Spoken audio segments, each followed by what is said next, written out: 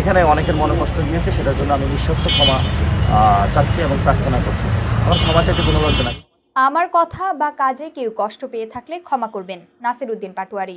জাতীয় নাগরিক পার্টির মুখ্য সমন্বয়ক নাসিরউদ্দিন পাটোয়ারি বলেছেন, আমার কোনো কথা বা কাজে অনিচ্ছাকৃতভাবে কেউ কষ্ট পেয়ে থাকলে আন্তরিকভাবে ক্ষমা প্রার্থনা করছি। আপনাদের দোয়া, ভালোবাসা ও পরামর্শ আমার পথ চলার শক্তি। বুধবার সকালে নিজের ভেরিফাইড ফেসবুক আইডিতে এক পোস্টে তিনি এসব কথা বলেন। নাসিরউদ্দিন পাটোয়ারি বলেন, গত কয়েকদিনে বয়োজ্যেষ্ঠ বন্ধু, রাজনৈতিক শুভাকাঙ্ক্ষী, মন্ত্রী, এমপি ও প্রিয় সহযোদ্ধাদের সঙ্গে কিছু আন্তরিক কথা বলার সুযোগ হয়েছিল।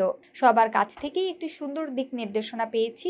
ব্যক্তিগত আক্রমণ এড়িয়ে চলা, অপ্রয়োজনীয় কথাবার্তা থেকে দূরে থাকা এবং গঠনমূলক আলোচনায় মনোযোগ দেওয়া। তিনি বলেন, আমি বিনয়ের সঙ্গে সেই পরামর্শগুলো গ্রহণ করছি এবং আরও শান্ত ও দায়িত্বশীলভাবে পথ চলার চেষ্টা করব।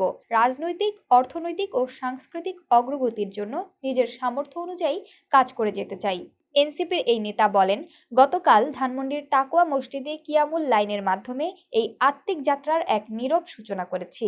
আল্লাহ আমাদের সবাইকে ক্ষমা করুন এবং সঠিক পথে পরিচালিত করুন।